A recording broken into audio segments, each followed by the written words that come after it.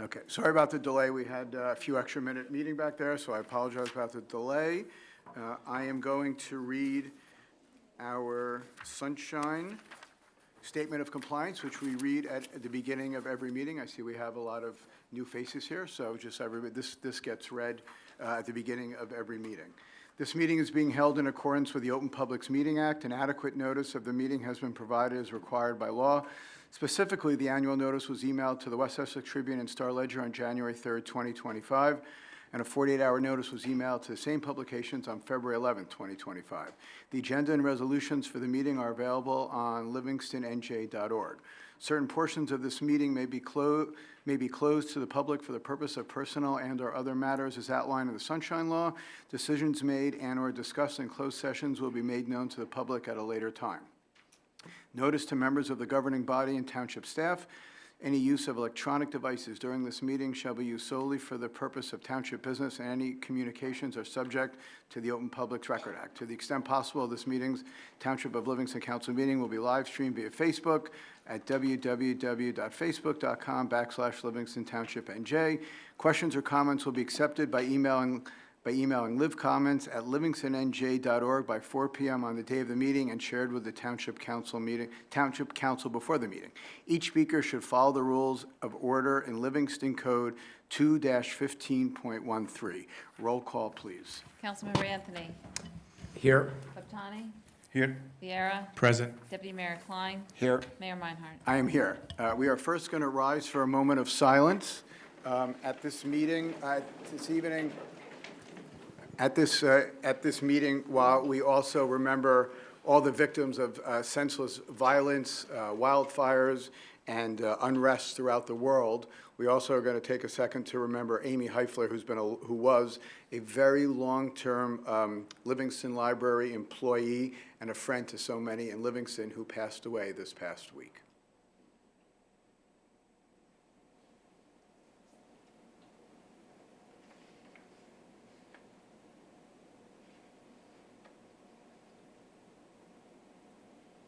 Thank you.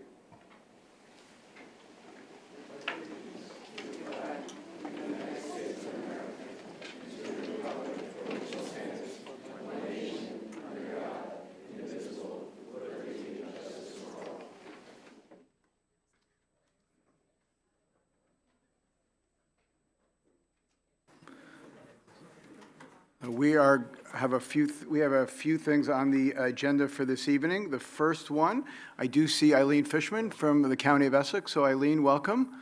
Thank you for being with us this evening, and we look forward to hearing what you have to say. So there's a mic somewhere.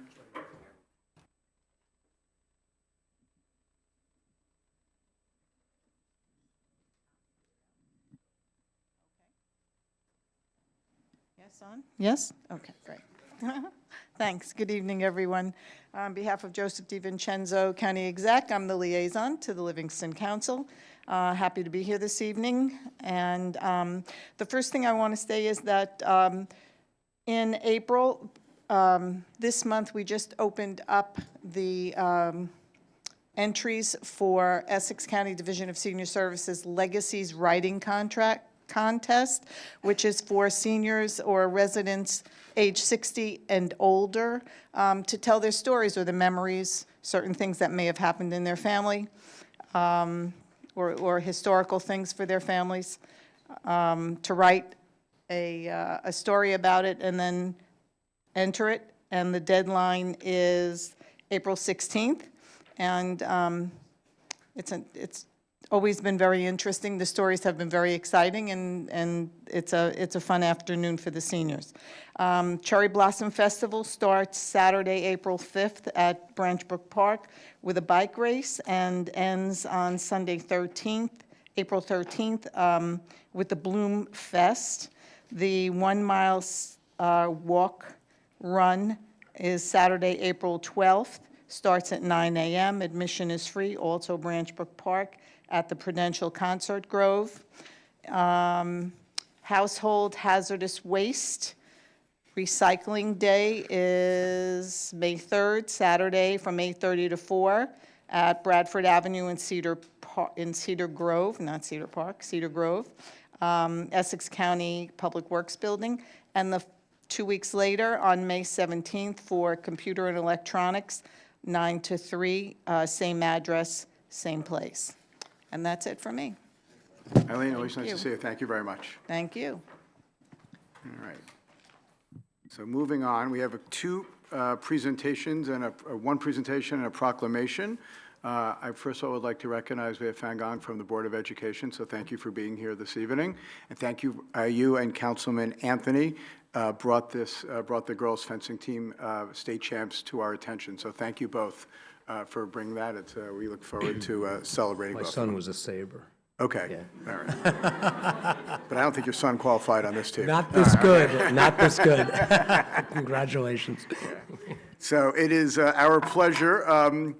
So I know that a state championship in any sport, my son was a goalie at the Livingston High School for many years, so I know that a state champion in any sport is very, very difficult to achieve. And more so being the very first state championship in the history of the Livingston High School girls fencing team. So we all here congratulate all of you. We congratulate all of your parents who have spent many hours taking you to practices, to tryouts, to lessons, getting there. So I think that all the fencers, all the girls certainly owe a major round of thank you to their parents for everything that they've done for all the years getting you to this accomplishment, and to their coaches and to the captains as well. Congratulations to all of you. This is something that I know you will take with you when you graduate the high school, when you go on to college, and when you're fortunate enough to raise kids of your own, that you'll remember these. I know it sounds like a long time away from now. I get all that. But trust me, I know that you'll be talking about your matches 20 and 30 years ago down the road. So we congratulate all of you. We're very pleased to have you all here. We have citations that I will read in a second, and then we have individual certificates as well for all the team members.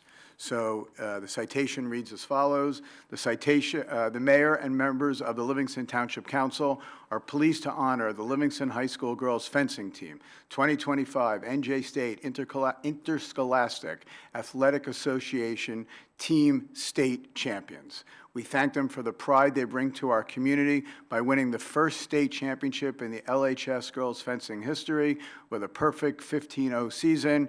And it goes on to mention each one of the girls' names, and we will call them out individually, so I'm not going to read them here as well. And it also mentions the coaches, the co-coaches, the captains, everybody. So congratulations to everybody.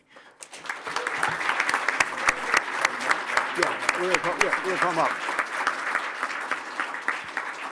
Before we call up individually, are the coaches here or the co-eds, would they like to say a few words before we give out the certificates to all the girls?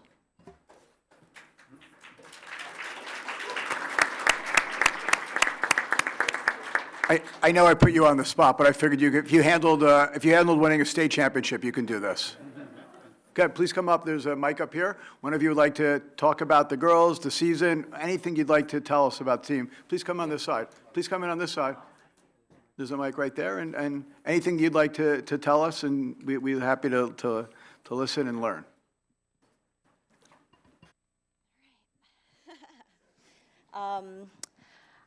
So congratulations to the girls team. You guys worked really hard for this. You've deserved this, right? We've wanted this for a very long time. A lot of you were here, 2 years ago when we were fighting for this, last year when we were fighting for this, and this year we finally got it, right? So congratulations to all of you. Thank you so much for making our coaching jobs so easy. Like we appreciate how hard you work on your own, and how hard you work outside of school, at school, right? At practices.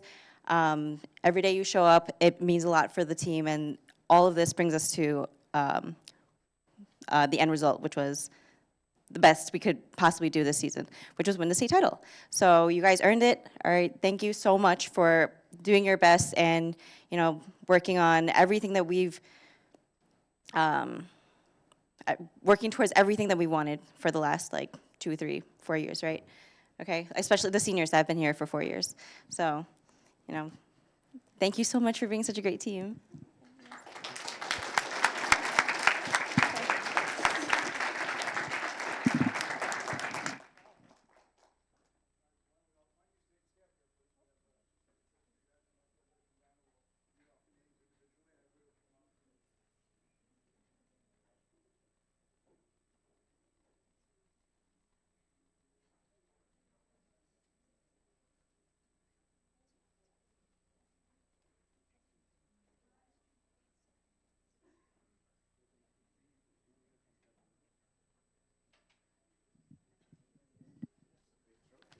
There you go. You can start off.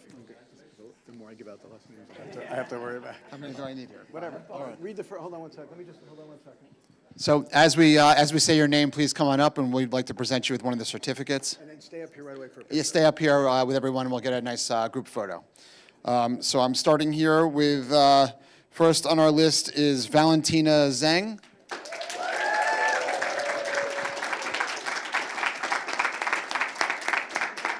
Congratulations. Okay.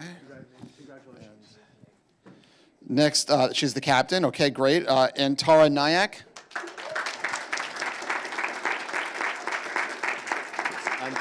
Antara. Okay, thank you. Telling me after doesn't help. Thank you, Antara. All right, good. Sophia Zhang.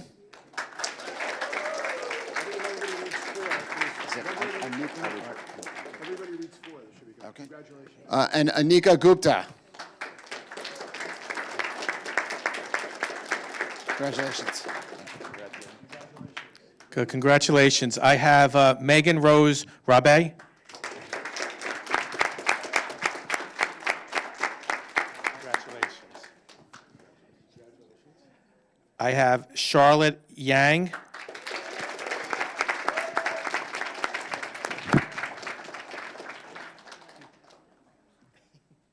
Congratulations. Maya Long. Congratulations. And Michaela Chen.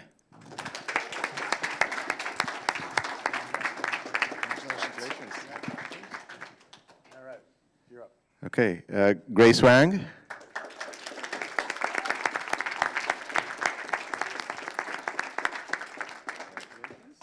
Congratulations, Grace. There you go. All right. A lot going on. The fencer, Kayla Fang. And she's a captain as well.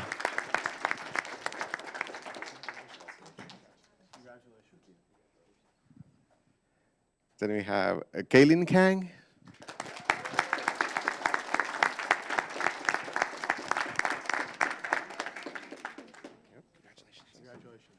Then we have Caroline Lee.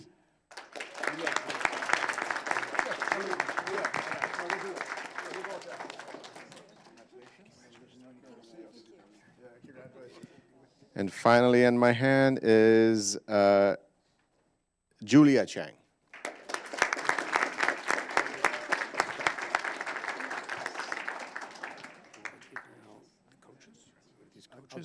Whatever.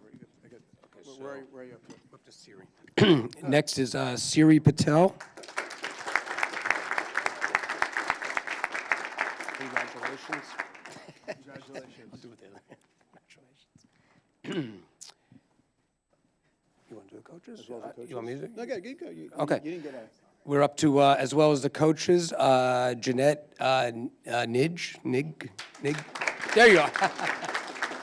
Hold on. Wait, hold on. You get this one instead as a coach, all right? You got There you go. Co-head Greg Puccio. Not here? Okay. So we'll hold that. Another one for Greg. Yeah, can we? Greg gets that one, all right? Awesome. Next, we have Andrew Richardson. There you go. You got that. Congratulations. Congratulations. We have Christy Hernandez. Is she here? Oh, there you are. Congratulations. Congratulations. Great job. And Alice Nig. Up. There you go. Congratulations. All right, that was the last one. So, I just have to say one thing, because we've done this for a few teams and a few other events. This is the first time that the entire team showed up to get their awards. So congratulations. There's always one or two that are missing or couldn't make it. So thank you, all of you, and you brought your state champion with you, so that's your trophy with you. So that's great. So congratulations. I think, yeah, and you wore green. So I think if the girls and the coaches will line up here for a picture, we'll go up top and we'll take. You guys can hold that. All right. So why don't you guys line up here, holding that, and then we'll stand up there for the picture. All right.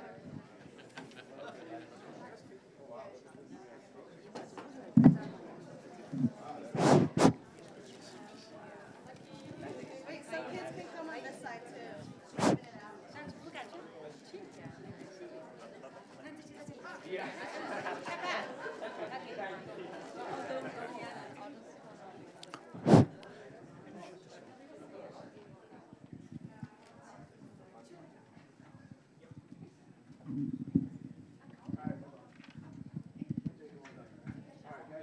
we can start.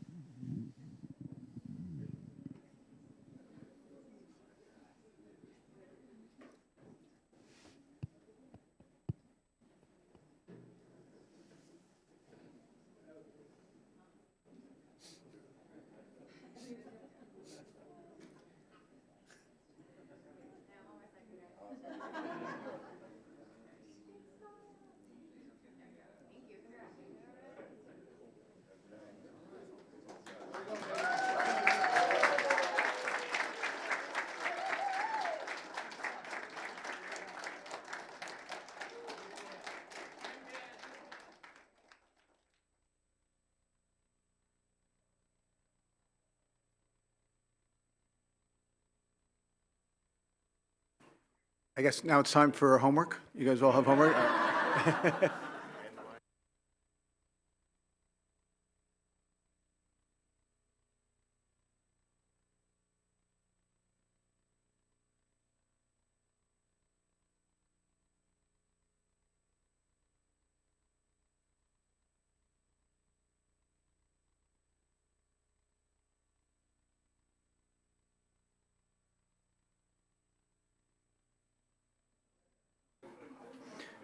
All right, so moving on the agenda, we now have a presentation on awareness program for Livingston residents on generative artificial AI. I'm going to let Councilman Bhutani introduce this, please. Thank you, Mayor. So this is exactly how, we engage with lots of abilities and capabilities in our town. So Srini, Shiva, you can come over here. Essentially, a couple of gentlemen from our community, our residents, reached out and said, there is a lot of conversation around artificial intelligence. We all hear that and we all talk about it, but do we know? And will it be benefiting our residents if we talk about it? And they are the experts in the sense that they are professionals working in that field. I said, this will be fantastic. So we ended up having our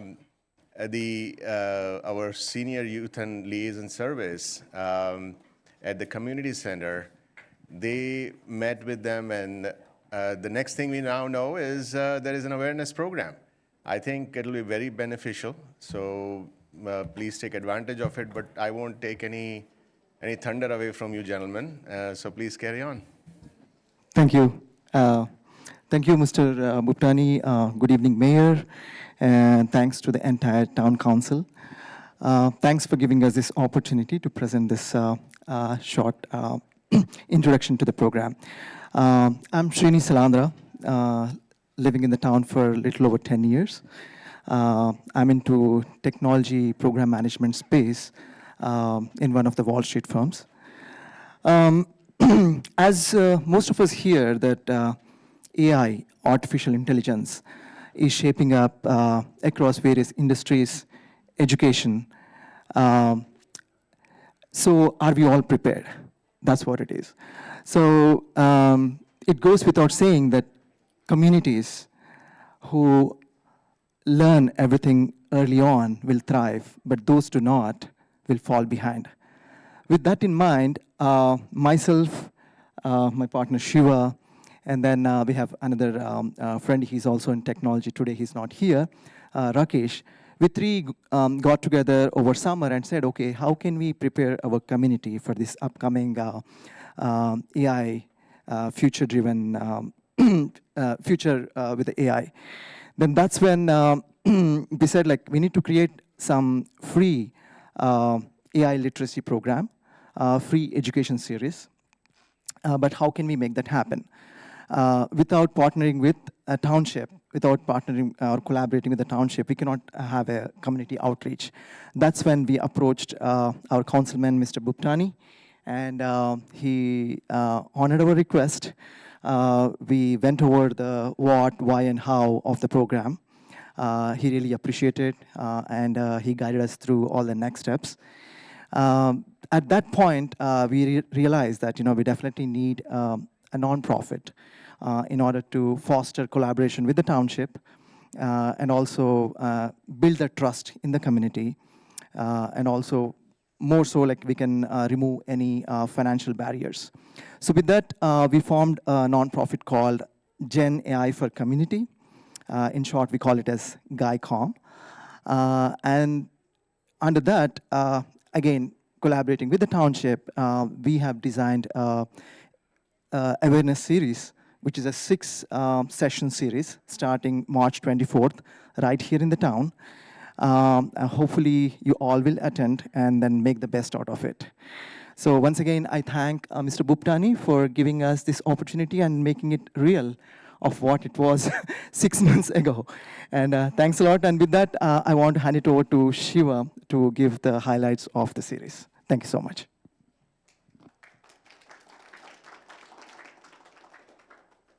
Good evening, everyone. Thank you, Mr. Mayor, Mr. Bhuptani, and the entire council here. We are really excited about the opportunity to collaborate with the township to bring this AI and generative AI awareness program. We aim to provide information about the latest developments so everybody can understand what it is, how is it going to impact them, and use this superpower to do something very successful. So as a community, we'll be more successful if we start understanding and start preparing for it ahead of time. I want to talk about 3 things. One is, what is the program structure going to be? Number 2 is really understanding how are we engaging the local industry experts. And the third thing is our gratitude to other volunteers. So let's just get into the program. We have a series of 6 sessions. We will start off with understanding the foundations of generative AI. This is where we introduce large language models like ChatGPT, Gemini, and DeepSeek. Sure. The door has to remain open, so can someone just open the door? One door has the door. Yeah. Has to stay law. Sorry to interrupt you. I apologize. No problem at all. Yeah. Just we'll have more audience, which is perfectly fine.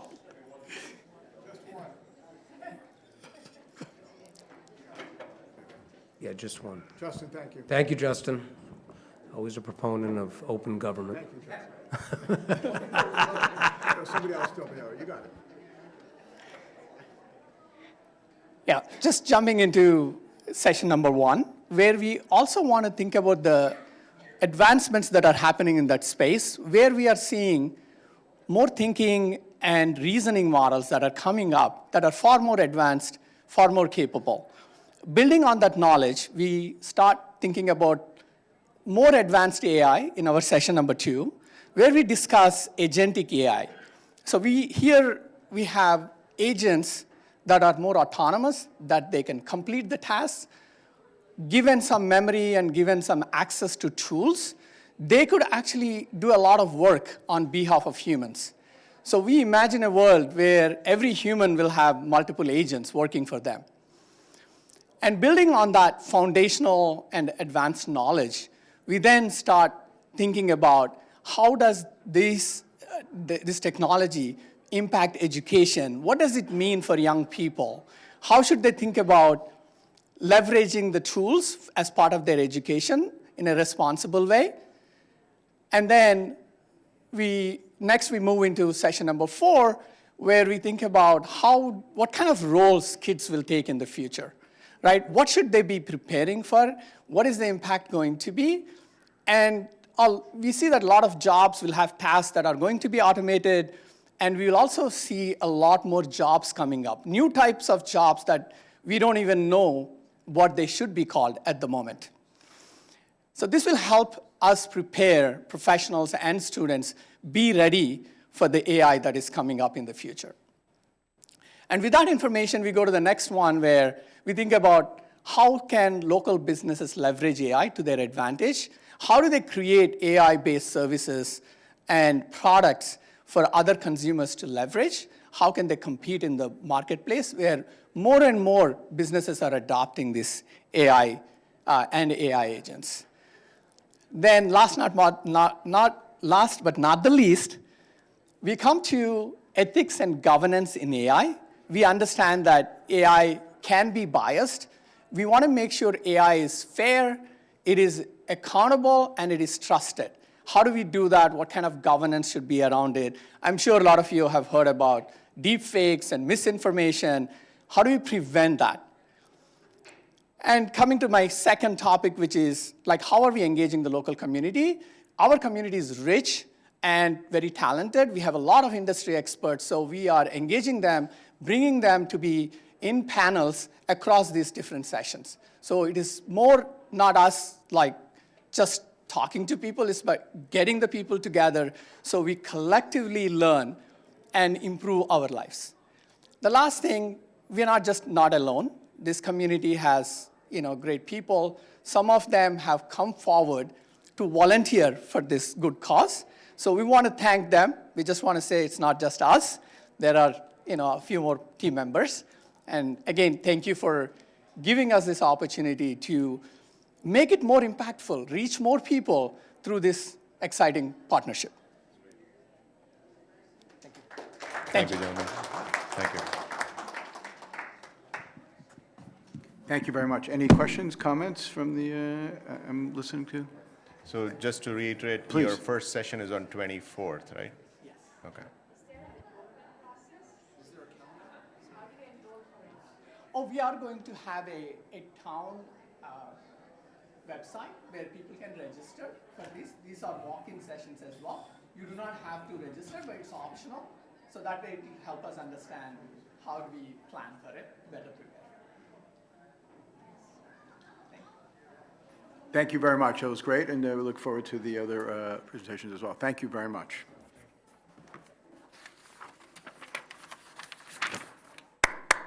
Oh, sorry.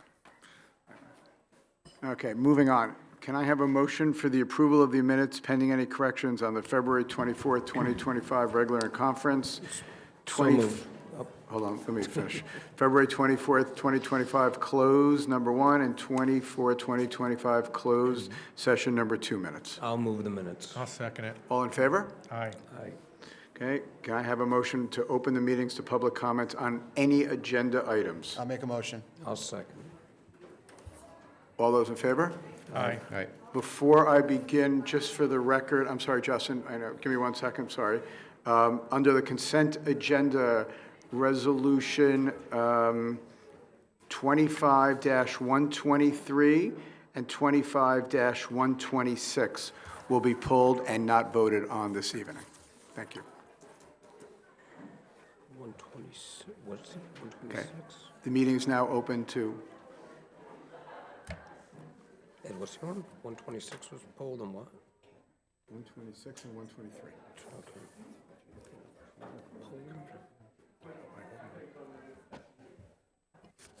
We have a special hearing Sorry, for which one? for number 4, 1325, 45 Urban Partners. That's what you're speaking on? I'm sorry, for which one, Justin? 132005, 2025? No, those are for introductions. Oh, so there's no hearing. Go ahead. Yeah, it's at the bottom here, it says introduction. Hi, Michelle Auerbach. I wanted to just talk about that one. It seems clear to a lot of the people in this town that you aren't really putting our interests first. We understand that you're not going to ever really leave your spots until you're ready to, so why should you listen to the constituents on everything? But I have 3 kids in the school, so I wanted to try and talk to you again for them. We've heard your reasoning about why you've been basically rubber stamping all the new developments. We understand that your hands are tied in regards to certain state mandates. My question now is, why are you using a program designed to keep manufacturing facilities in cities like Newark to further coddle the builders who are already profiting from overloading the infrastructure on the town you're supposed to be serving? I know you've had experts with more knowledge than I have explain what the new developments are going to do to our public utilities. Our schools are already busting. Our police force is being pulled in multiple directions. They have to patrol out-of-control school pickup lines, cover posts for crossing guards that have been hit by cars, and just keep up with their actual jobs. I have a middle schooler who's a junior lancer leader.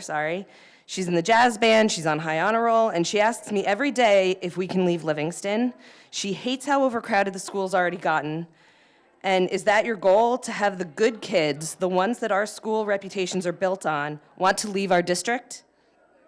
Who are going to move in to all the fancy apartments when the schools fall because the people who've been living here for years can no longer pay their taxes that you have to raise to cover the taxes you won't be collecting from the new apartments? Every town council member who approves the pilots should be ashamed of yourself and know that the constituents are watching. And if you're not ashamed of yourself, we will be. Thank you.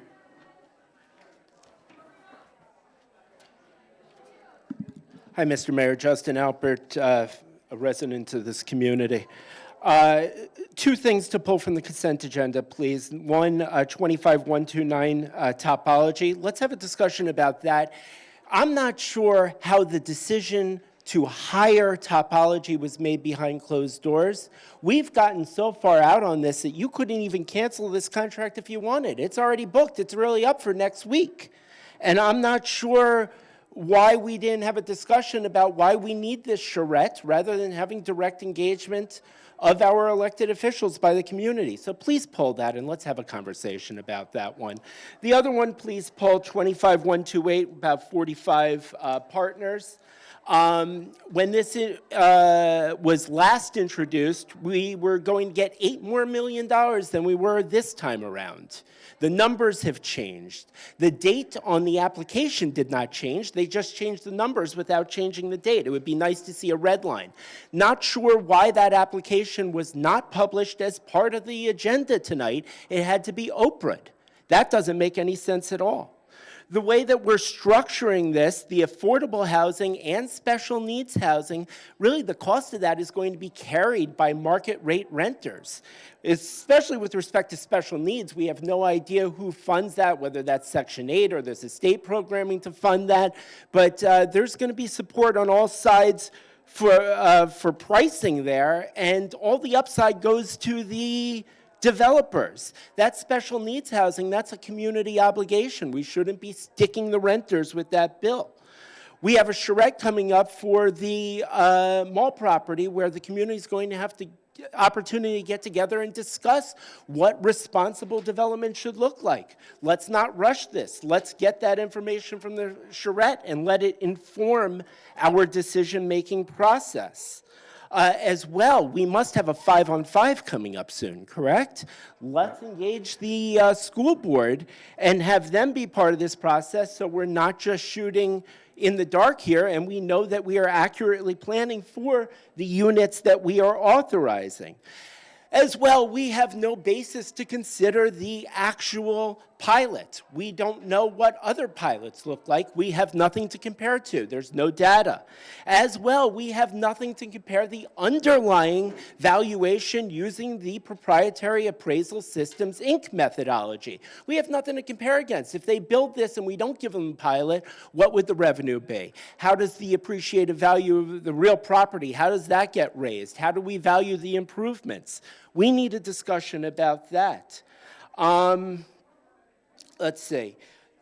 The whole thing is kind of silly because we're not measuring the right numbers. We're measuring certain income into the town, but we don't serve the needs of money. What's happening is that it's an abusive system where they are profiteering off of this affordable and special needs housing. The return on their investment is going to be absolutely incredible, and we can expose that.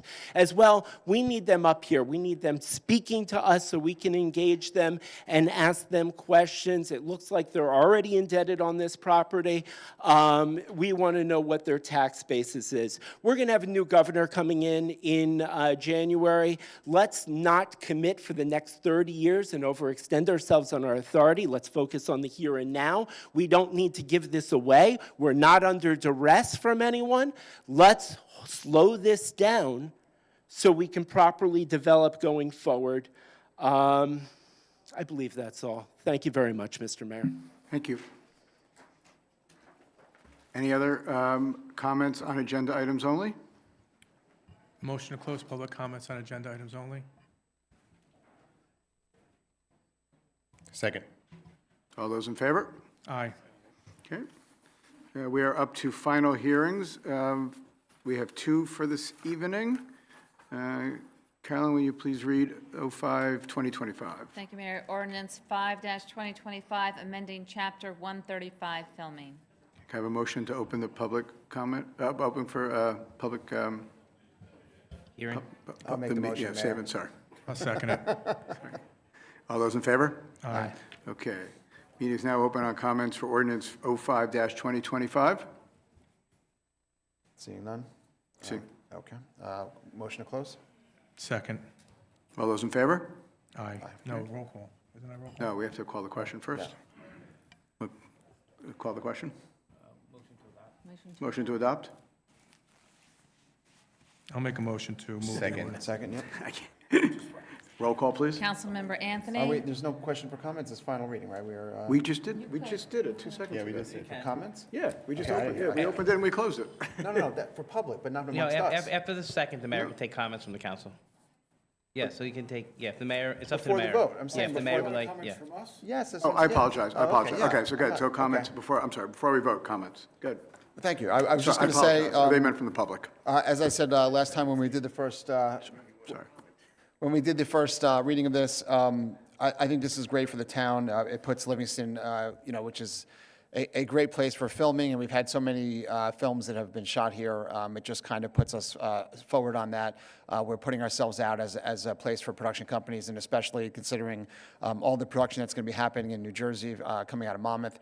And we're putting ourselves forward and saying this is a great place to come and to work and to show off all the different facilities that we have. And I'm excited about this. Thank you. Any other comments? I'll just add, I completely agree with Deputy Mayor Klein. We have Netflix coming in state. I think it's a big move as far as the media and filming and the projection of the communities is concerned. There's a lot of content being built around. It's good to have our beautiful community, our outdoors, and our demography to be projected. Having these kinds of opportunities and our rules aligned with it, it's really a fabulous thing. And I know Deputy Mayor Klein was very much, involved and sort of, driving it, details part of it as well. So great work there. Any other comments from the council? I think it's all been said, Mayor. Okay. Roll call then, please. Councilmember Anthony. Yes. Baptani. Yes. Vieira. Yes. Deputy Mayor Klein. Yes. Mayor Meinhardt. Yes. All right. Will you please read, Carolyn, ordinance 06-2025? Thank you. Ordinance 6-2025, to exceed the municipal budget appropriation limits and to establish a capped bank. I'll make a motion to open a public hearing. Second. All those in favor? Aye. Okay. Any comments? The meeting is now open for comments on 06-2025. How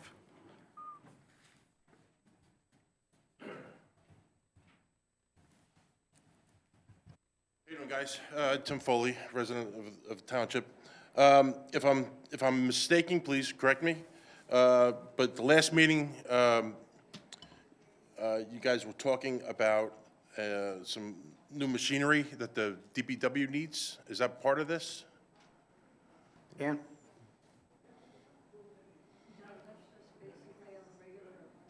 The budget, the machinery was in a different, separate ordinance Okay. that's being adopted, yeah. Yeah, Separate, Okay, so this ordinance is solely procedural that allows us to Right. exceed the cap. Doesn't mean we're going to exceed the cap. Allows us to build up a okay. cap bank. It has The nothing, actual- nothing really to do with the new loader that you guys. No, No. that, but I will tell you Okay. that there was All right. there was a budget hearings last night with the council. Department heads were there, including DPW. They explained the need for it. The new loader was actually already appropriated in an earlier ordinance, but a number of the other pieces of equipment, the council looked favorably upon and will include in the capital budget, and ultimately, there'll be an ordinance. Okay, so it really doesn't have, Yeah. nothing to do with this. Okay, thank you. Motion to close the public comment?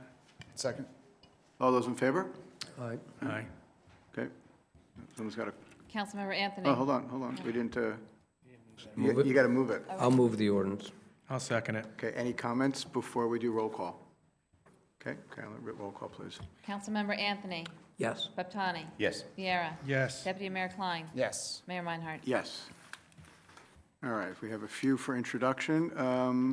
We'll do 10-2025, please.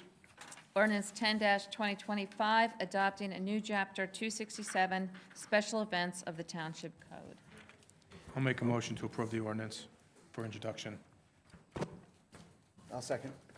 Okay, all those in, roll call, please. Councilmember Anthony. Yes. Baptani. Yes. Viera. Yes. Deputy Mayor Klein. Yes. Mayor Meinhardt. Yes. And Mayor, the public hearing will be on April 7th. Okay, thank you. Ordinance 11-2025, please. Ordinance 11-2025, amending and revising Health Department fees. I'll move it on first reading. Second? Roll call, please. Councilmember Anthony. Yes. Baptani. Yes. Viera. Yes. Deputy Mayor Klein. Yes. Mayor Meinhardt. Yes. And this will also have its public hearing on April 7th. Okay. 12-2025. Ordinance 12-2025, amending Chapter 146, Food and Beverages, Article 1 licensing. I'll move it on I'll first second it. reading. Roll call, please. Councilmember Anthony. Yes. Baptani. Yes. Viera. Yes. Deputy Mayor Klein. Yes. Mayor Meinhardt. Yes. Ordinance 13. When is 12-25 going to be? Oh, April 7th, sorry. Thank you. Okay, ordinance 13-2025. Ordinance 13-2025, authorizing financial agreement and approving long-term tax exemption with 45 Partners Union Urban Renewal LLC. I'll make a motion to approve the ordinance for introduction. I'll second. For the record, Councilman Klein's, Deputy Mayor Klein's recused from this vote. Roll call, please. So before we, are we voting on introducing, or can we have a conversation? Is that before or after? You can have you can have discussion prior to the vote. Now. Okay. Or now? Okay. Now, so why don't we have maybe an introduction or the details behind, Mary, if I can request you to kind of, describe what goes behind it.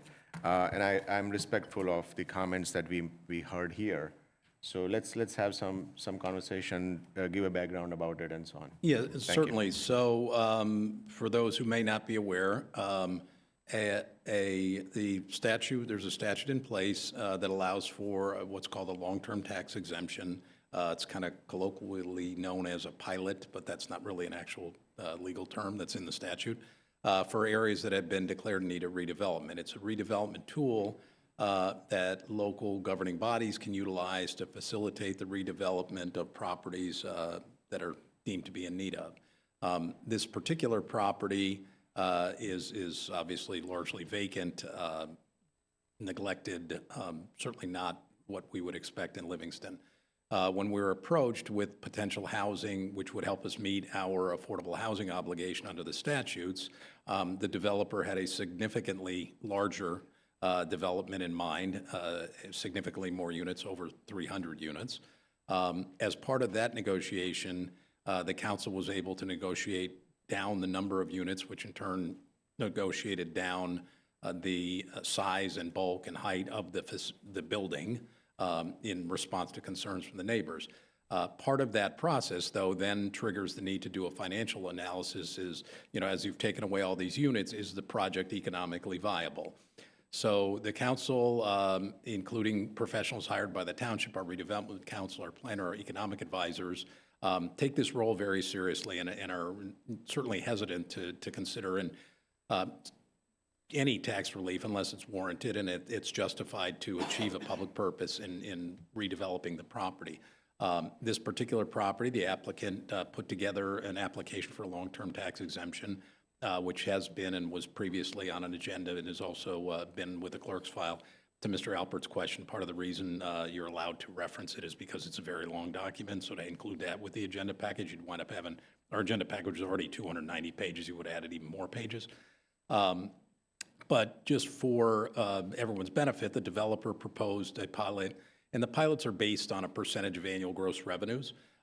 The urban renewal entity that can get a pilot is limited in their profits. If they make excess profits, they have to be turned over to the town. If they make greater revenues than projected, the pilot increases and the town benefits in that success. The original proposal was for 3 increments of 10%, 11%, 12%. The township's professionals initially negotiated with the developer and went through their pro forma, their projected costs, their anticipated rents. We take this very seriously. We do a lot of diligence. We collect all the local rents, compare them to see that they're being realistic in their income projections. We look at and vet their projected project cost to see that it's really is a legitimate project cost. And then through that analysis, we evaluate, is this a project that's actually viable if they have to pay full taxes, or does it warrant tax relief? What's important, I think, in that context is for the public to understand that if the project doesn't go forward, we're left with what we have, which pays a fraction of revenue and in taxes to what would be generated from the financial agreement. Once the township professionals reviewed it and negotiated, members of the council got involved because they take their obligation very seriously as well. Councilman Butani has he's demonstrated to me he has a very good understanding of numbers and economics and spreadsheets, and he dove right in and looked at and questioned the assumptions and looked for the data and looked for verification of costs, of rents. And Councilman Anthony got involved in the negotiations and understanding we can only have 2 council people, not that everybody doesn't care other than Councilman Klein because he's recused. The others certainly care, but only 2 can actually participate in meetings of that nature without it being an open public meeting. The end result was over a 30-year term, the original application proposed approximately $46 million in total revenues to the benefit of the community. Where we ended up, instead of 10, 11, and 12%, we ended up at 11.5% for the first 5 years, 13% for the next 5 years, 14.5% for the next 10, and 15.5%. That was a significant movement, a significant increase, and it was based on all the analysis that was done that said, okay, you need relief to make the project viable, but you don't need as much relief as you asked for, and we believe you can afford this much, and it was bumped up, and the developer ultimately agreed, so clearly demonstrating they could afford that much. The net result of that was instead of $46 million, it's over $58 million to the community. So just the negotiation process alone yielded more than $12 million, and certainly credit to the professionals and to the council members that were involved in negotiating. But in contrast, when you compare it to, so initially you compare it to what the current is, and it's astronomical, the difference. If they continue to pay what they're paying now in taxes, the additional benefit to the community is over $40 million versus what they would pay. But even against that, we look at, and again, we take this very seriously. We look at, this is a proposed 226-unit complex. We have the 220-unit Parkview apartment complex. We have Hillside Club. We have the Enclave. We have Cider Mill. We have other apartment complexes that we can look at, and we looked and compared to their rents to ensure their rent assumptions were legitimate. But we also looked at the assessed values of those properties in order to arrive at what would this property potentially be assessed at if it was viable? And quite frankly, we're very conservative in that. Parkview is assessed at 50 million, which, given our equalization ratio, yields a projected fair market value about $67 million. For our purposes, even though Parkview's 220 units, this is only 226, has a slightly different affordable housing configuration. We looked at $80 million fair market value, $90 million fair market, even $100 million fair market value, which is, again, significantly higher than the Parkview comparable, which is almost directly comparable in my view, analysis. And when you run those numbers, if this property is assessed, it had a fair market value even as high as $95 million, we still, the benefit of the community, Livingston, would be more money over the 30 years than taxes would be. And part of that is because, under the pilot, instead of paying 21% to the county, only 5% goes to the county. So essentially, the differential is made up between the 5% of the county instead of the 21% of the county. And the subsidy to make the project viable is essentially being borne by the county. So I think it's important to understand that in addition to meeting an important obligation that we have, and if not here, would have to be somewhere else as far as affordable housing, quite frankly, and as a parent of a special needs young adult who's in housing of this nature, I commend the developer for stepping up, because in addition to meeting our affordable housing need, it meets a very big need statewide to provide housing for disabled adults. So there are a lot of public benefits to that. In addition, as part of the negotiation, and I overlooked this, the developer also pledged a lump sum commitment of $500,000 community benefit fee that can be utilized to pay for some recreation improvements or whatever the council ultimately deems appropriate. So that's sort of the backdrop of where we ended up. Obviously, I think it's important, and we collectively have, I think, come to the understanding we need to do a better job communicating with the public about what this process is and what it means and why it is ultimately beneficial. But so that's sort of my relatively long-winded summary.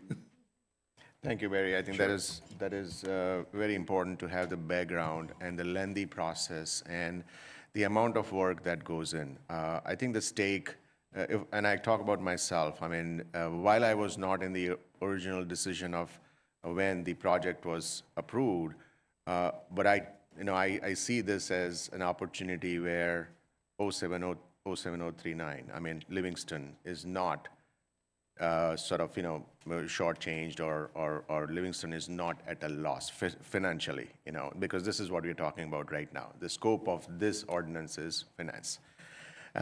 So when we look at that, I think the first barometer, as Barry said, that I look at it is it really pilot worthy? And that's where lots of barometers come in, the bank rates, the CAPCO rates, and so on and so forth. We have specialists. They are on our township's payroll. We challenge them. Look at the numbers. We run those numbers and find out and challenge. And it's really a debate. After that, we come down and say, what is doable? Where we would have been, if we had a full tax versus an 80% tax versus, this arrangement of a pilot. Not the best name, but it is still an exemption. It's a special condition. But in doing so, we shouldn't be at a loss, again, financially. When you put all of these together, you really don't want to come out, even in a scenario where your assessed value, and you can go by some assumptions. But at the same time, these are informed assumptions. When I say that, you have construction costs. There are specialists who are budgeting that, who are looking at that. There is a cost for land purchase, and so on and so forth. All of those numbers, when you start tallying it up, it is not that difficult to see, where we would land up in what brackets. In his long description, Barry also mentioned, and I would like to underline that even in the extreme scenario, of assessment, which is probably the lowest assessment or the highest assessment, we are not looking at, Livingston being financially at a disadvantage if it was a regular tax model, versus what you have here is a property getting developed, which was previously approved, but also with special needs. So there are lots of benefits in in this kind of development, we'll have a vibrant area in there. Again, it was pre-approved, so we are not talking about that. We're talking about the financial model of it here. So I just want to stress that pilot may be getting, if you just read the headlines, you get some wrong conceptions. And I'm not saying, you're free to take that, but at the same time, if you look at the effort that went underneath it, months of effort, and the really, number of conferences, including the point where we get $500,000 for, our community projects. These are small numbers when you look at the entire size of the project, but when you look at how a builder can build at this rates versus what we get, if we are not at a financial disadvantage, it's actually a win. So I'll just rest here and say, this is not something that we should take it lightly, which I'm very happy that we didn't take it very lightly, and we have really gone through tremendously, several rounds of negotiations. I'll rest there, but thank you. Thank you. I'd just like to make, I'm sorry. Go ahead, you want to go first? Just As mayor. Just 2 seconds. First of all, Barry, thank you for that very detailed explanation. That was wonderful, especially the two parts. I think that was highlighted by Councilman Butani, $500,000 that's going to go to some rec programs going forward. I think the key that you mentioned also was the difference of the percentage that goes down to the county as well. I think that's very important for the residents to know 21 cents versus 21 cents of every dollar that we pay goes currently down to or 20 to 21 cents based on the percentages you round up or round down versus going forward 5 cents. I think that's very important to bring out. So thank you for that. I also just want to really thank Councilman Butani and Councilman Anthony for their hard work in getting us to where Barry can talk about these numbers, or Councilman Butani can talk about these numbers. Both mentioned the amount of meetings that took place and the hard work that went through the last 6 to 7 to 8 months. I just want to call them out especially for all their hard work and thank them for getting us here. Thank you, Mayor. So Mayor, I just want to, I think the community knows that I was in favor of this project from the very beginning. I saw the benefits of what pilots are, and again, the word pilot, payment in lieu of taxes, doesn't mean that somebody does not pay taxes. And I saw the benefits because pilots do actually, or could actually lower a homeowner's tax rate. Homeowners could actually be saving money based on pilots. But you know what, Barry, I think what we need to do as a community is we have to inform the community of what the pilot is. Just because somebody comes up to a microphone and gives a wrong definition of a pilot and wrong examples, doesn't mean it's true. We actually have to stand here and say, you know what? Pilots are not bad for a community. They bring money into a community. They bring buildings into a community that would not happen, and it lowers taxes too. So, I was in favor of this project from the very beginning, so I'm just happy that it, hopefully we'll be moving forward.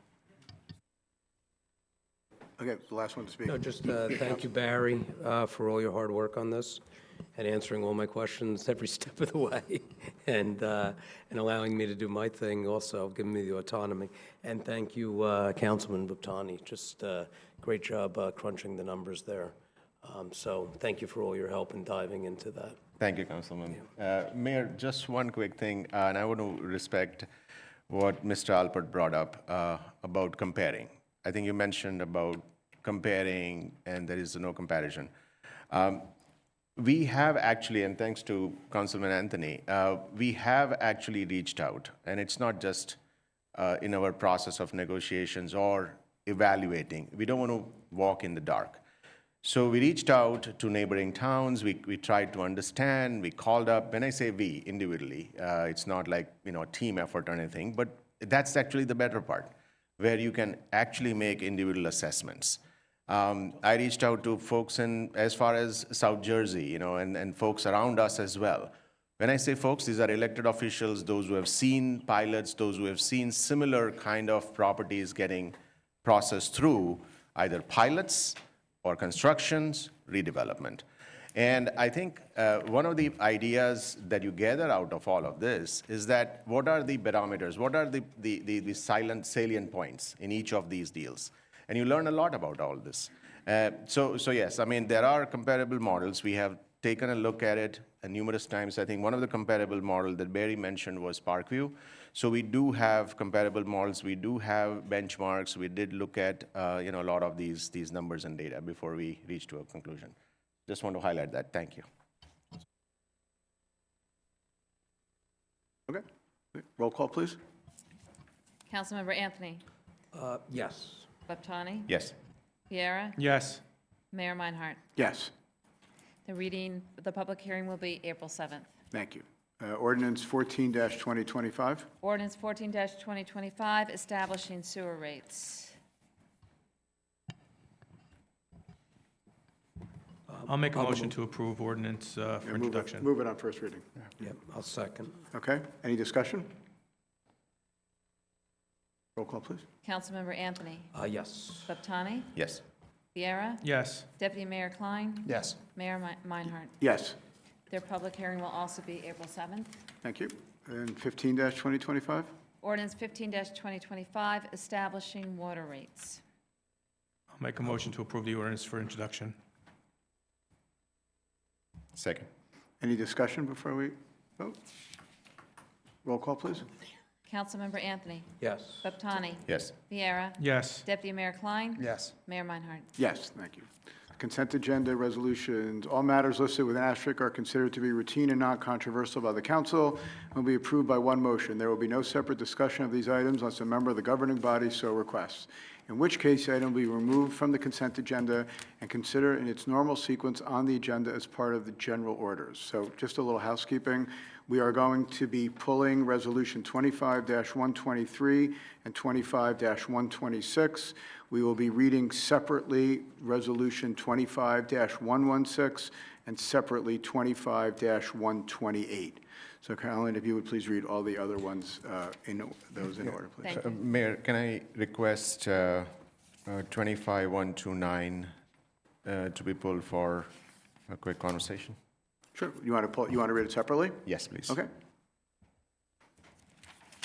Resolution 25-117, appointment of Nicholas Varsacacco. Resolution 25-118, authorizing funding agreement with Atlas 6 Peach Tree LLC to provide for the funding of Didn't read it. redevelopment activities on Block 6100, Lot 11, commonly known as 2 Peachtree Hill Road. Resolution 25-119, adopting model bylaws for township advisory committees. Resolution 25-120, authorizing developers agreement with Metropolitan YMCA of the Oranges relative to 304 South Livingston Avenue.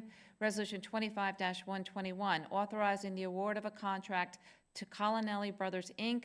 Resolution 25-122, authorizing the award of a contract to Cifelli and Son General Contracting, Inc.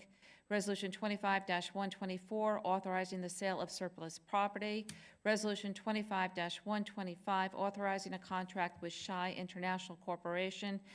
And Resolution 25-127, authorizing approval of change order number 1 with Motorola Solutions, Inc. Can I make one comment before we vote? Just on Resolution 120, I didn't want to pull it, but 25-120, I just want to thank Barry, your office, and Jared, your office, for getting this. This has been a long time coming, and we are very happy that the Y is going to be going forward, and by what I understand, there will be a groundbreaking ceremony sometime over the next 6 to 7 weeks, which I think all of us in this town will look forward to, a brand-new, beautiful Y, and I'm very happy that this is going to be on the agenda for today. Mayor, I'll make a motion to approve the resolutions remaining on the consent agenda. Second. Okay, roll call, please. Councilmember Anthony. Yes. Laptani. Yes. Viera. Yes. Deputy Mayor Klein. Yes. Mayor Meinhardt. Yes. So 25-116, please. 25-116, approving annual budget for Livingston Community Partnership Corporation, also known as the BID 2025. Someone has to move it. Motion to move for the first reading? I'll second. This consent agenda, right? So- Yeah, this is just. Okay, roll call, please. There was a second by Councilman, Councilman Anthony seconds. Councilmember Anthony. Yes. Laptani. Yes. Viera. Yes. Deputy Mayor Klein. Yes. Mayor Meinhardt. And the bid budget hearing is going to be on Monday, April 28th, 2025. Thank you. Okay, Resolution 25-128. Resolution 25-128, designating 45 Partners Urban Renewal LLC as redeveloper and authorizing the execution of a redevelopment agreement for property identified as Block 3700, lots 28, 29, and 30. You're recused, yes. I'll move it. No, I pulled out 129, though. I know, we're on 128 has to be pulled out as well. So Deputy I know Mayor, we haven't Deputy got, Mayor Klein's recused. yes. Okay, So- yep. Okay, so we just need a second for 128. Second. Okay, roll call, please. Councilmember Anthony. Yes. Kaptani. Yes. Vieira. Yes. Mayor Meinhardt. Yes. Now we can read separately 129. Resolution 25-129, authorizing the award of a contract to Topology NJ LLC. Okay, discussion? Yep. So the reason I asked for it. Oh, you have to Do move we it need f- to move we it first? move it first, it's We fine. do move first, okay. So let's move in second, then we'll have Move it. discussion. Is I'm there a moving. second? I'll second. Okay, discussion, please. Yeah, the reason I want to pull this out is this is key, right? This is an important project for our township, and this contract talks about, how we communicate and how do we really gather everybody's input. Everybody includes people on the council here as well on the dais. We're all residents. And at the same time, everybody has tremendous interest, and in fact, that should be that our huge stake in there. It's a 60-plus acre property, and I'm talking about the mall. So I would just request Barry to describe what is behind the scene, what is the role of topology, for everyone to understand, and we just don't pass it. Thank you, Barry. Sure. So as everyone's aware, I think that the mall is by far the single largest property in the town and the single largest taxpayer. The mall has obviously, as everyone knows, struggled mightily. It was struggling pre-COVID. COVID was sort of the death knell. Two of the anchors have been closed for quite some time, Lord & Taylor and Sears. Macy's is hanging on a lifeline.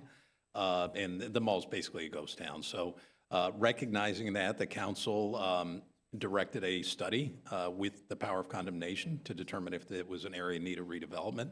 It was found to be so and designated.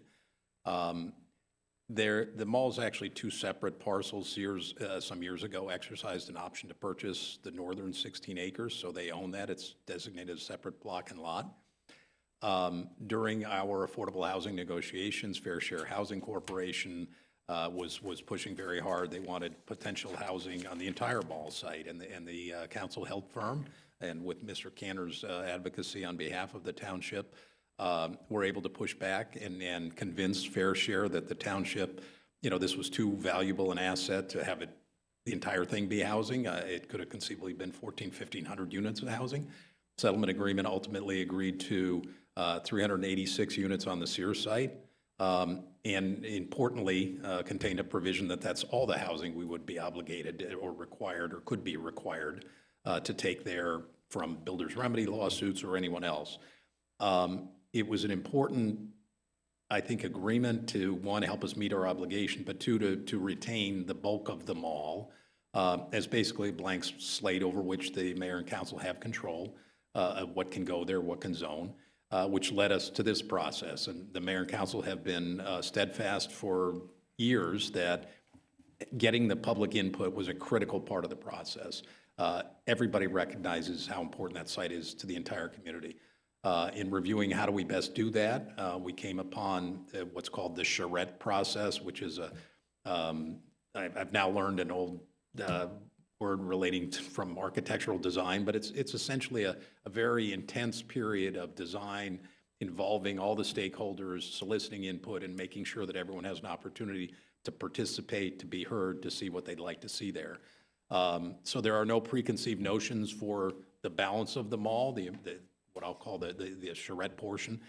There may be some ability to relate to the Sears site and how exactly that lays out, but the charrette process, which is going to be starting on March 17th, starts with a town hall meeting at the community center. where residents will have an opportunity to hear from the professionals, to express their ideas, what they'd like to see there. Then during that week, there are drop-in sessions where there's going to be a design team, an urban design team here in Town Hall, sort of taking all those ideas and all that input that was derived from the Town Hall meeting, coming up with conceptual designs, drawings, works in progress that the public can come and watch and see and ask questions and provide input. With the ultimate then result of the process is this following Saturday, a meeting that will be held here in Town Hall that will sort of unveil, here's all the thoughts. There will be data in terms of how many people thought what. They also preceded this with a survey online, which has had a great response and a great turnout. So all of that information will go into coming up with ideas. From there, the council, coupled with the idea of what's reasonable and what can be affordable, so recognizing you can't just say we want it to be 50 acres of park because doesn't make any money and nobody will pay for it to buy them all and tear it down.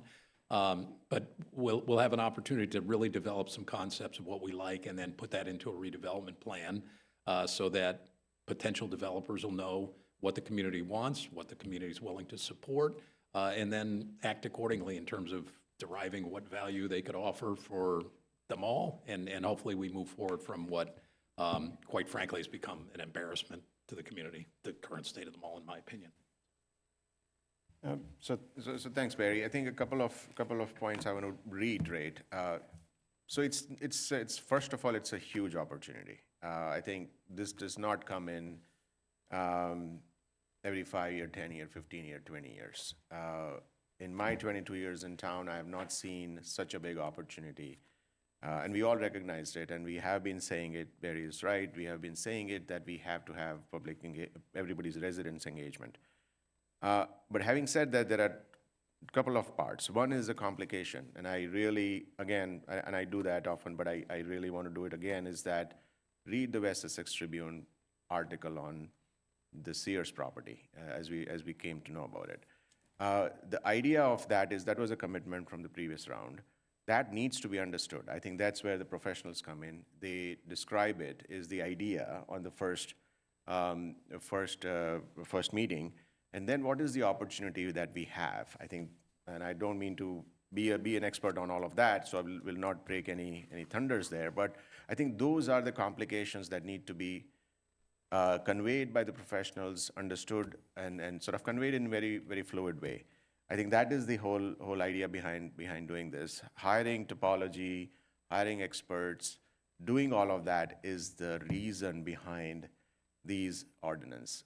These are nothing behind the scenes, closed door meetings or anything like that. What is important is this is a complex project. Let's gather everybody's inputs as methodically as possible, present it back within a week, and these are the specialists that will be doing it. Thank you. Thank you. Deputy Mayor Klein, do you have some? Yeah, just two quick things. First of all, I want to thank Barry and Jared, who have been involved with the negotiations on this for literally years up to this point, many years, and have put us in a position where, there is some housing that's going to go with where the Sears site is, which, this is part of the state mandates that we have to address. But we have 3/4 of this property, which, maybe not quite a blank canvas, as Barry said, because, there are economic realities that we have to deal with. Someone's going to have to buy the mall and develop it, and they're going to have to be able to afford to buy the mall at whatever price they're paying, and, they're not going to be able to just knock everything down and just plant grass, right? So there's going to be some economic realities, but there's a lot of things that can be done, and the town is going to have a lot of input on what can be done. We're going to be able to rezone this and be able to describe what we want, and then we can deal after that with developers and make sure that they align to the vision that we have, to a high extent. I also just want to say, we want to see everybody out at this process next week, okay?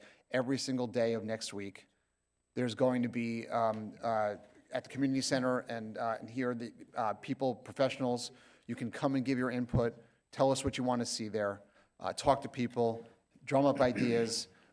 There's lots of cool things we've heard already. We want to keep hearing more and more input. Come in person and talk to us about it.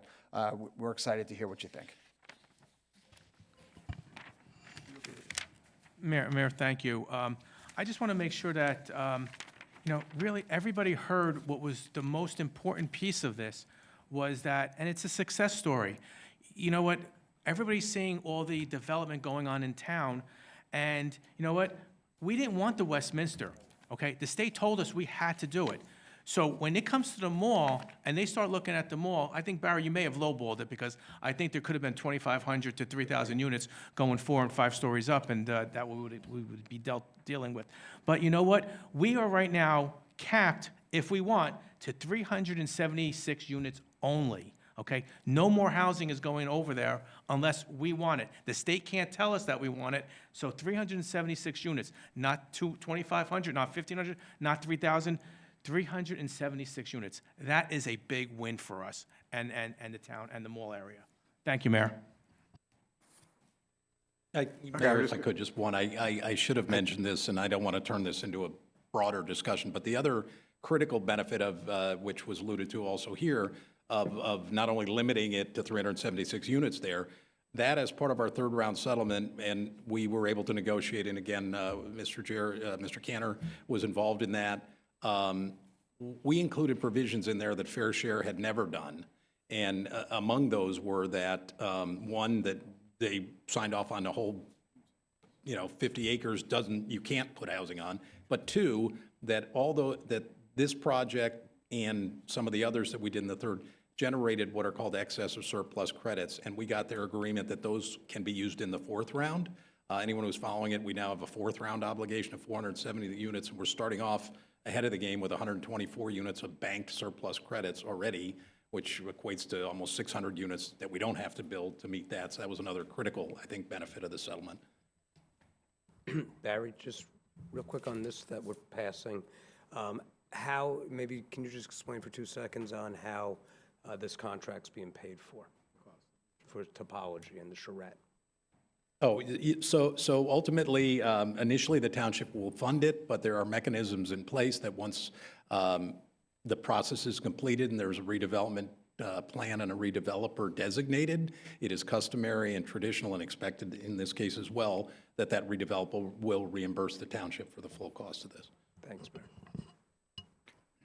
So I'm just going to thank everybody who spoke. I'm not going to repeat anything except thank our attorney, Jared Cantor, and Barry for all their hard work. I was going to talk about it, the comments at the end, but this is the appropriate time.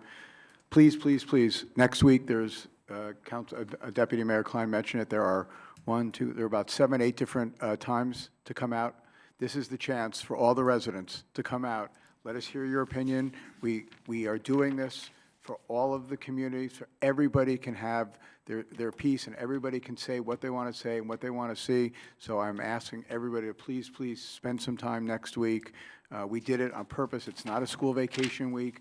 We have times in the evening. We have times during the day. We have times on weekends. We did this very, very systematically to make sure that everybody has the opportunity, morning, noon, and night, to come out and speak to some of the professionals that we're talking about here. So I please urge everybody to come out. With that, I think I'm going to ask to roll call for this one. Councilmember Anthony. Yes. Peptani. Yes. Viera. Yes. Deputy Mayor Klein. Yes. Mayor Meinhardt. Yes. Okay. Now can I have a motion, please, to open the meeting to public portion? I'll make the motion. Second. All in favor? Aye. Okay. The meeting's now open for public portion on any subject with a 3-minute limit.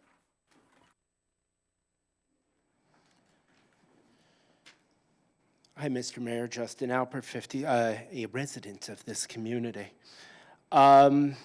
Is everyone going to be at the charrette? There's a lot of different meetings throughout that week, so I'm going to personally come to as many as I can, but I don't expect to be there at every one. Okay.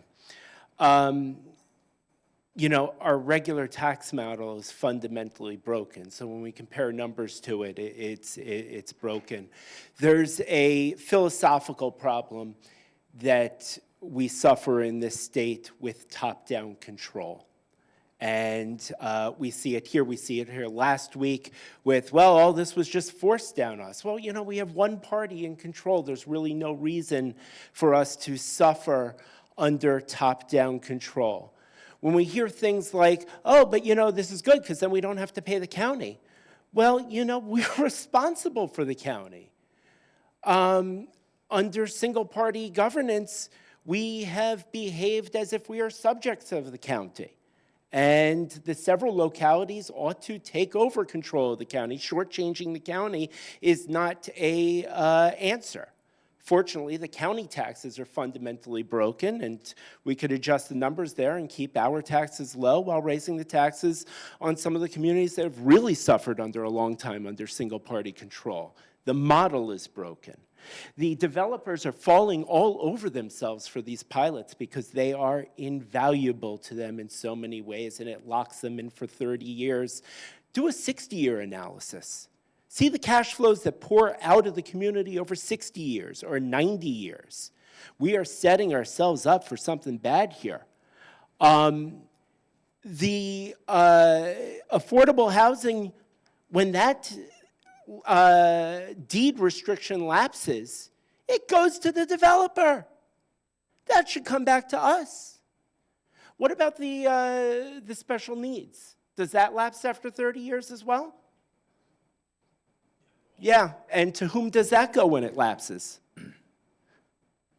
Well, if it lapses, the deed restriction no longer exists. Right, so if we're going to be doing a pilot, let's reclaim that value from the developers. They're going to make their money. Do the accounting on the other side of the line. Find out what their return on investment is going to be of their federal tax basis and any additional money that they're going to be putting in. At what point do they take out their 3% VIG?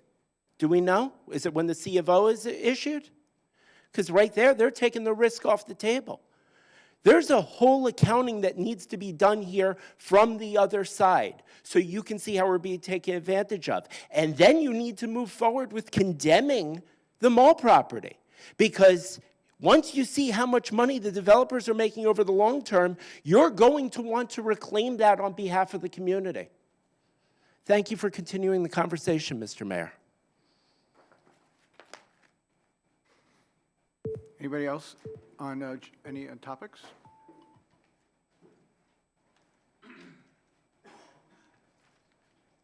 Evening, guys. Tim Foley. Two quick things, hopefully. Any update on the situation with the dumpsters behind my mother-in-law's house? Follow up, and I'll reach out to you. I apologize. Okay, no problem. The second thing is this, I might say it wrong, charrette, is that what it's called? Charrette. Charrette, yeah. Sorry. Did they do that also, if you know, at the other, there's, I believe, in Paramus, there's a mall that's basically doing almost exactly the same thing. They have a portion of the mall being residential, and they're possibly commercial, the rest of it.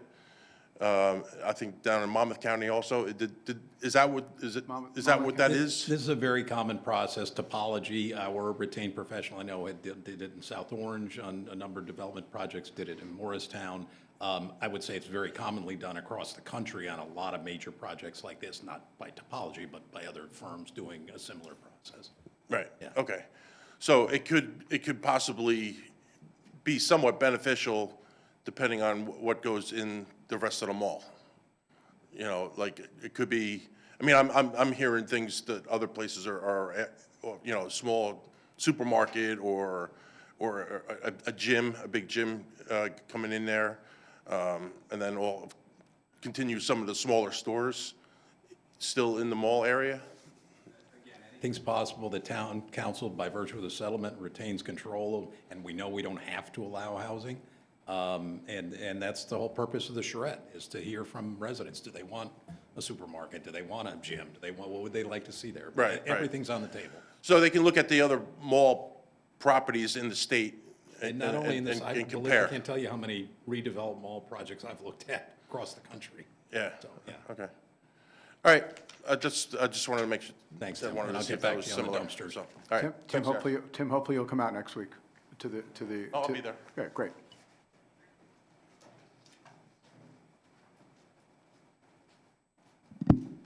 Hi, Jennifer Kessler, Livingston resident. I have a few questions.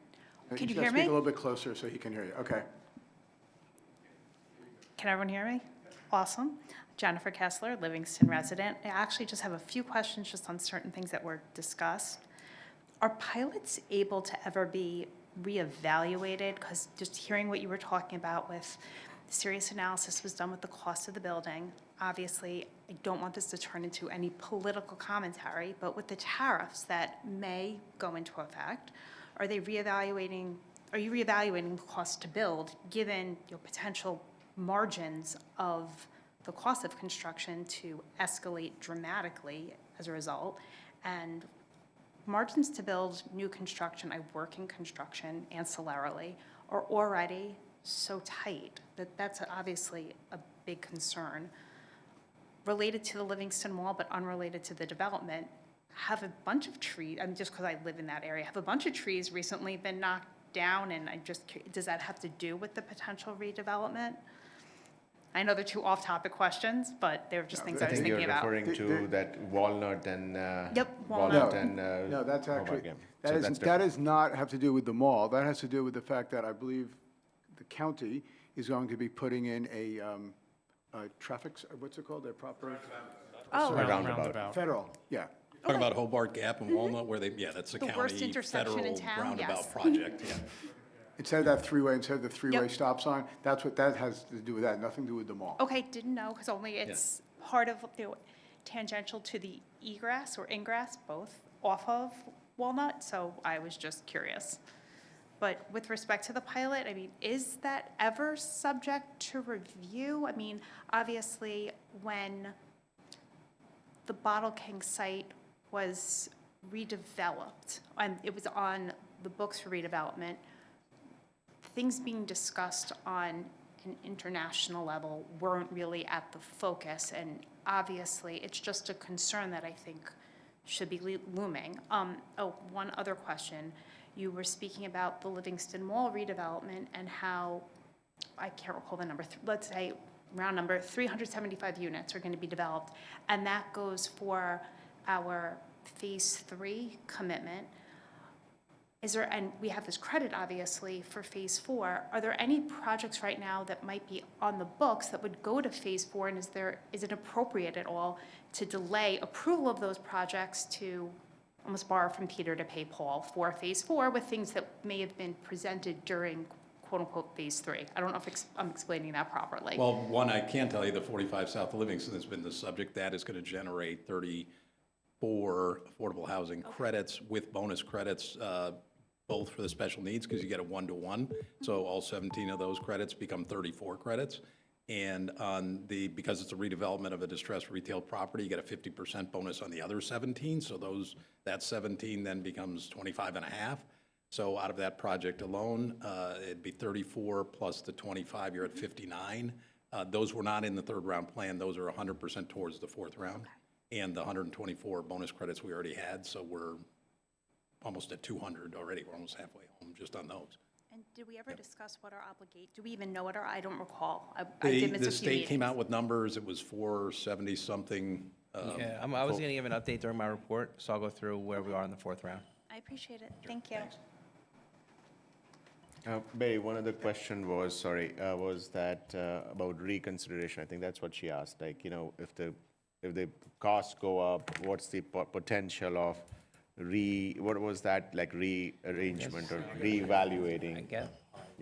I guess they could come back and attempt to renegotiate the pilot, but there's not really a mechanism by once it. they've agreed, it's a binding contract. Their only option is to opt out of the pilot, which would require them to pay full taxes, which it's not viable, so they wouldn't do it. But they bear the risk of increased costs.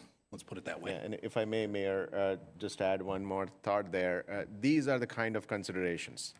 When we engage the specialists that we have on the staff, that we as taxpayers pay for their services, that's the kind of conversations that happens, right? So thank you for bringing that up.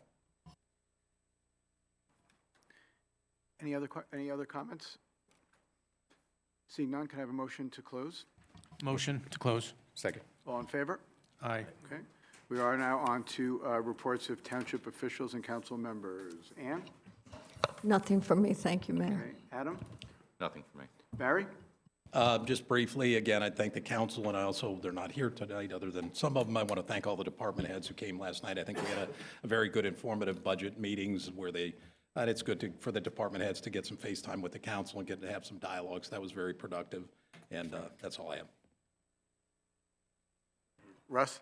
Nothing tonight, Mayor, thank you. Okay. Counselor? Thank you, Mayor. I think we've discussed that the fourth round fair share housing process is going to be a more transparent process. So as updates occur, I'm going to be updating the public on where we stand.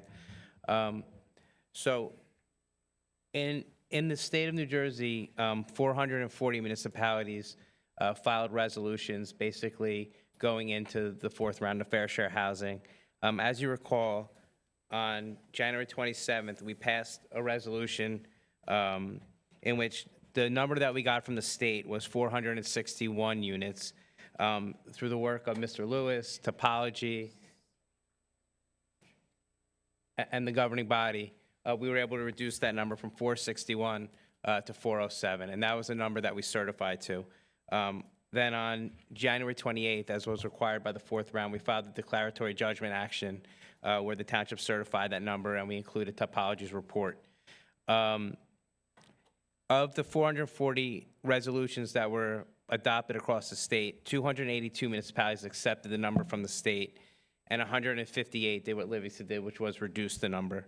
Of those 158 municipalities that reduced their number, Fair Share Housing Corporation challenged 90 of these municipalities, and Livingston was not one of those, even though we reduced our number by almost 60. And I think that really goes to the hard work of Mr. Lewis and Topology and our professionals that Fair Share Housing didn't challenge our number. So they were okay with our 407. I could look what they calculated it to, but it wasn't far enough where they were challenging it. I can tell you the New Jersey Builders Association, however, filed a blanket challenge against all 158 municipalities that reduced their number. So there's a current objection in the courts, right? It's not really in the courts, it's in the fourth round procedure. So Livingston does have one objection. It's from the New Jersey Builders Association. And their objection is basically saying that our district had a need of 20,506 affordable units, and that came from the state. And as each municipality reduced their number, there was no accounting to get back up to the 20,506 that other municipalities had to incur greater units. The statute provides that an objection to a specific municipality has to describe with specificity what was wrong with our number and has to calculate their own number. So we believe that the builder's challenge is facially invalid. We filed papers in that regard. The builders also asked for consolidation of all 158 of their actions. They asked to skip the settlement process and go right to what's called the session, which is basically the hearing. The court rejected the builders on that, so every municipality will be heard separately. And the court said that there has to be some sort of settlement process and it'll take place. Livingston does not have its date yet, but I can tell you that the fair share housing objections are already being heard. The time limit for completion of this is March 31st, so all the objections have to be resolved by the fourth round session by March 31st. I suspect we'll get a date soon, but I don't think the New Jersey Builders Association objections are not being seen favorably by the courts, and the fair share housing objections I think are mainly being settled. If the Builders Association is, in other words, if there's a direction to settle with the Builders Association, does that mean the number is going to come up, or the settlement's going to be we've already, Fair Share didn't have a problem with our number. This is a good faith, reasonable number for the town on the land that we have that's available, and that's the number we're sticking to. So do we have to worry about that number going up if we're settling? Yes, I mean, the Builders Association is asking the court to enforce the 461 from DCA. So I presume at the settlement, and I don't think Livingston will be first, so we'll be able to take some guidance from how the other municipalities will move forward. Livingston will take the position that our 407 number is appropriate based on the topology report. And I don't believe that we'll be in a position to settle. However, at that time, there'll be representatives of the township with me, and if there's a reasonableness to settle, we could go that route. But yeah, the Builders Association is looking to have their number raised. We also raised the issue that we don't think the Builders Association has standing. They're a political action committee, and we don't believe political action committees have standing to bring these types of challenges, so the court is looking at all that. Thank you, Chair. Yep. There's no further questions. I don't have anything further tonight. Thank you very much, Counselor. Carolyn? I just wanted to congratulate Casey Kimmel, longtime Livingston resident and Livingston High School grad, on moving into his new position as clerk of Wellington Borough. It's we've had him for 4 years. We've been blessed and fortunate to have him, and I just want to wish him the best. And if anybody knows him and is listening to this, please congratulate him. Yeah, thank you very much. He's a great kid. I had the opportunity he and his dad coached T-ball together. So I've known him ever since T-ball, and I'm very happy that he's taking that. So congratulations to him, and he will be missed. It is Councilman Anthony's turn this week to deliver Yes. the remarks for the council. All right, I'll be quick. And congratulations to Casey. Great kid, great family. Okay, so going back, so the mall charrette, I just want to get those out there again, the dates. They are Monday, 6 to 8 at the community center. If I have any of these wrong, please jump in. Tuesday, Wednesday, Thursday, here at Town Hall all day. Saturday, 12 to 1, here. I think that's it. Yes, that's fine. So Tuesday, excuse me 1 second. Tuesday, Wednesday, Thursday, all day, there will be people Available. here so people can come in and talk to some of the designers and get their opinions. At 6 p.m. on Tuesday, Wednesday, 30, they're having what they call pinning sessions, where then you get sticky pads and you get little numbers and 1, 2, and 3, what's the most important thing you'd like to see from all the other suggestions that have been made. So while it's going to be all day, I think 10 to 5 is all day here, or 9 to 5 all day here. No appointments necessary. Just stop in when you can. 6 p.m. will be the pinning sessions as well. And Saturday, 12 to 1 here as well will be the final reveals. That's true. Thank you for adding that. We have a couple of ribbon cuttings coming up. Crave and Company on 3/19 at 5 p.m. The day before, Golf Cave, same time, 5 p.m. on 3/18. Let's see, the last few weeks, just some nice events that a lot of us went to. We had the Crescent Moon lighting on 2/27. I believe all of us participated in Read Across America in the schools, Hillside, Collins. Thank you for inviting all of us. It's always a lot of fun. I know Councilman Buptani and I participated in the LEC's mural competition. We were judges, and a lot of beautiful artwork. I think total there was 17, then narrowed down to 6, and then narrowed down to 3. But I want to congratulate all the high school students who participated in that. Just beautiful, beautiful artwork. And the judges as well. There was, we're councilmen. There was some artists there and arts council people there. And they're going to be displayed in town. I think they're going to be on the Seymour's building, the Pink Jewels building, and the Salad House. And I think they're still targeted for Earth Day, which is coming up in April. And thanks to all the council members who approved such a great initiative by the LEC. A special shout out to Allie Barmas, who has kind of spearheaded that from the LEC's point of view. We had a nice, thank you, Barry, the budget meeting with the heads last night. I think everyone came in with what they need rather than everything under the sun of what they want to keep the budget reasonable. I think that was a great meeting last night. Thank you, Mayor, for facilitating the meeting. And the food was good, too. Yeah, you did. You slaved. Thank you, Jessica Kelly. I think last night was the Zoom meeting for the first Mayor's Wellness with the public meeting on a variety of subjects, including mental health. So thank you, Jessica, for running that. And let's see, any last-minute additions? I think Deputy Mayor Klein has one addition. Yes, go for it. We'll call this a split. We split this one. Then I don't have to go next time? You got out of it already, so you might as well take this over. This is very quick. I just want to, the date for Pick It Up this year is going to be 4/27. So that's Sunday on 4/27. So everybody, please get your group of volunteers together. We're going to go out and pick up all the trash in the streets and the streams and make this place beautiful. Thank you. Okay, I'm sorry, Jeff. Nope. That being said, we're going to go back into the conference room. We will still be in open for a few more minutes. Yeah, and the only further action this governing body will take will be passing a resolution to go into closed. Great. Discussion, but no action. Old business. Thank you, Counselor. All right.